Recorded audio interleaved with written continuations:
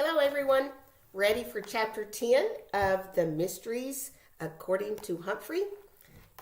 You know, in chapter 9, Phoebe had lost her watch, and Humphrey's really worried about it, and so is Phoebe. Chapter 10 is titled The Case of the Wandering Watch. When Aldo looked around the room that night, he shook his head again. "What a wreck," he said. "Room 26 was always the neatest classroom in the whole school. Now it's the messiest." Once again, Mr. E had not bothered to ask the students to clean up. In fact, when helpful Holly started to collect all the art supplies, he had stopped her. "We have to use them tomorrow," he had said. "Just leave them out." Of course, they didn't have to leave paper scraps and globs of glue and piles of shiny glitter everywhere. But Aldo went to work, and soon the floor was clean. The art supplies were stacked, and the student tables were straightened. When Aldo sat down to eat dinner with us, he said, "Guys, I sure hope Miss Brisbane is back soon. I'll bet you do too." "Do you think she'll be back, Aldo?" I squeaked. "Or will she become a famous ballet dancer?" "I know you think she's not coming back, Humphrey, but she is," Aldo assured me. I was happy to hear that. "But this messy room, that's nothing," Aldo said. "You should see all the stuff kids leave lying around. I'd take it all to the lost and found, coats, socks, even shoes. Wouldn't you notice you were missing one shoe? Jewelry and toys, lots of notebooks and pencils. Why, once I even found a tuba. That's a huge musical instrument." Aldo chuckled. "I can't imagine losing a tuba, but there it was. No name on it either. I took it to the lost and found. I take everything to the lost and found." "Really? That gives me a great idea," I squeaked. "Personally, I keep a close eye on my property. My wheel, my sleeping hut, my hamster ball, water bottle, food dish, climbing tree, and ladder. I know where everything in my cage belongs, including my poo, which is only in my special poo corner. And the food I hide in my bedding, and of course, I always make sure my notebook and pencil are in their place." Aldo pushed a lovely bit of cauliflower through the bars of my cage. "Time to move on," he said.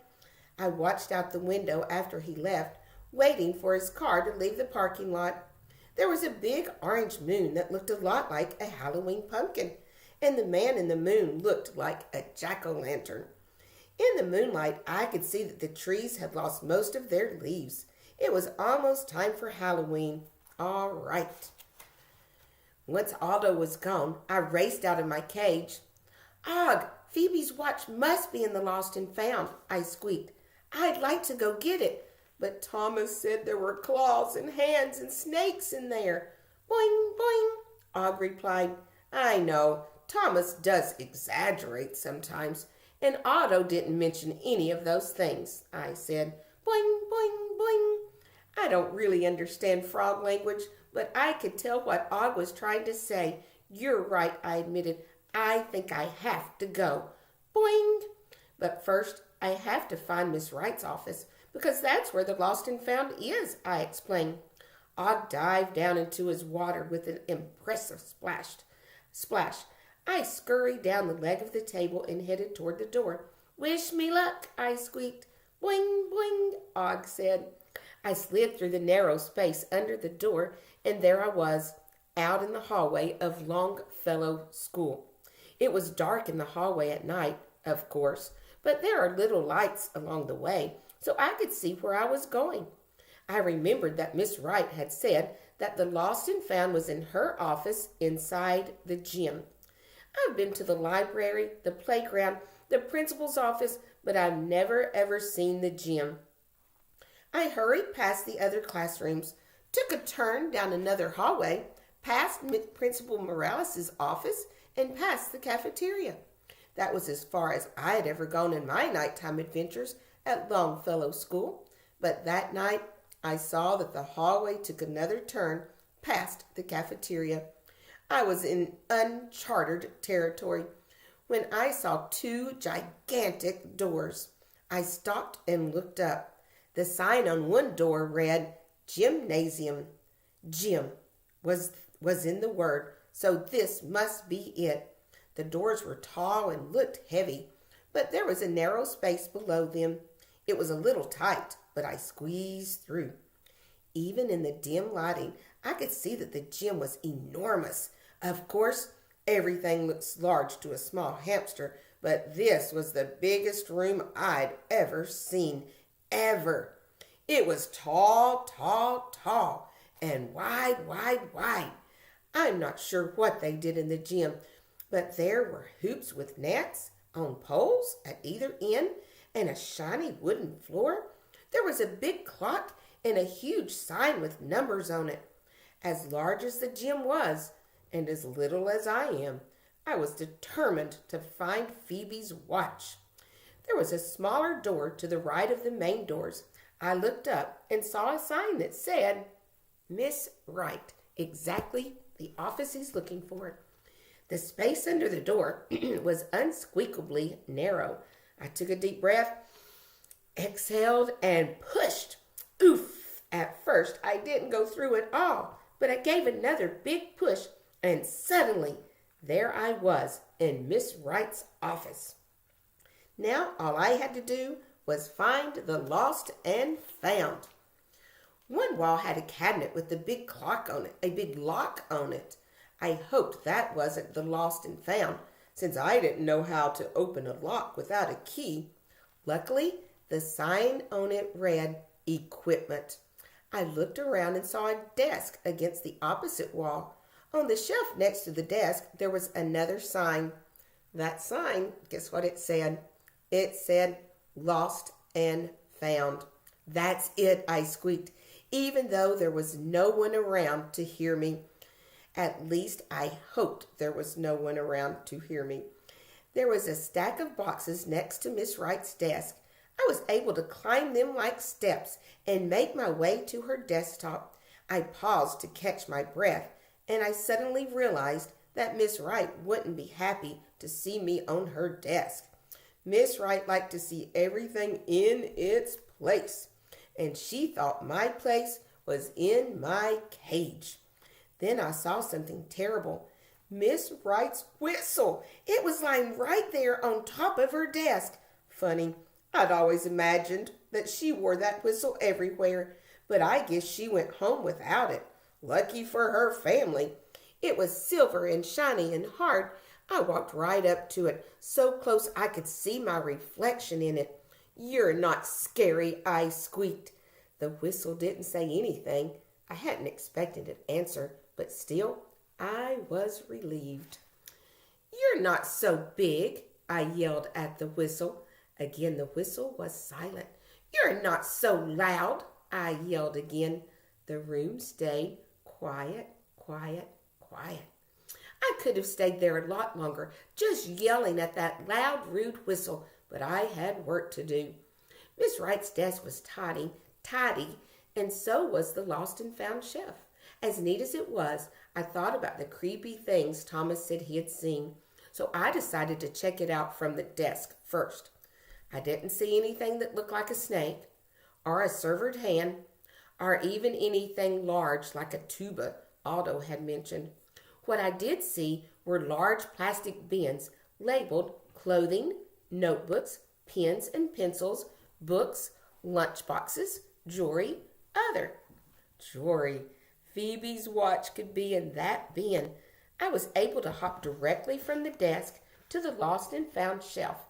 As I hurried toward the jewelry bin, I could see through the little holes in the other boxes I passed.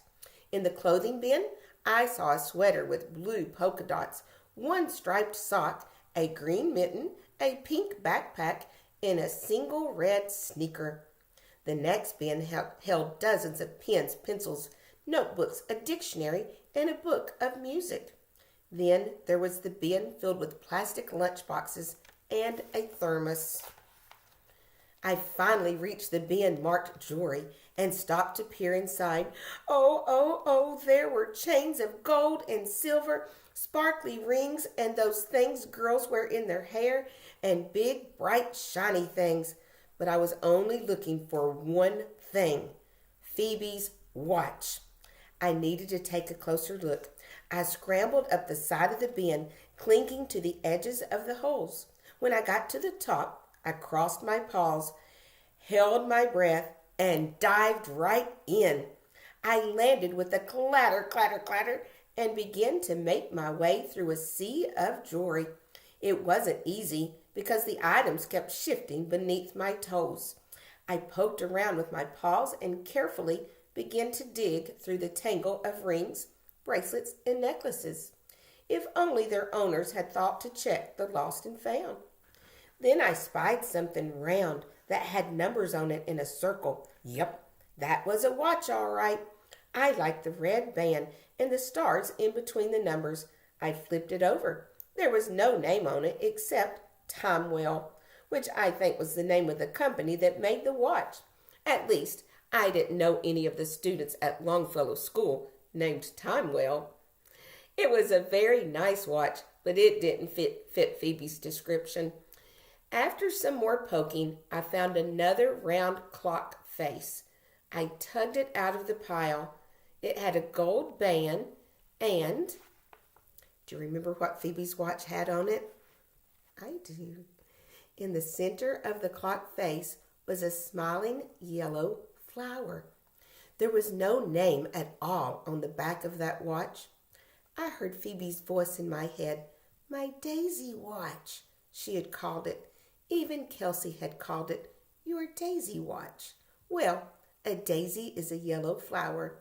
This had to be Phoebe's watch. To humans, I'm sure a child's watch doesn't seem too big, but it looked huge, huge, huge to me. I tried using my teeth to drag it an inch or two, but I soon realized that if I dragged it all the way back to the classroom, it would probably get scratched and dented. I might get a little bit scratched and dented too, so I stopped and looked at the watch. The band was a stretchy circle, and it wasn't very big. I put my front paws into the center of the circle and lifted one side over the back of my head. The band just fit around my middle. I took a few steps and was relieved that the watch didn't fall off. Getting out of the bin took all of my strength because the watch made my body heavier. Once I was out, I scurried across the shelf and leaped onto the desk. The weight of the watch made me slide, and I just missed running into Miss Wright's whistle. Scary.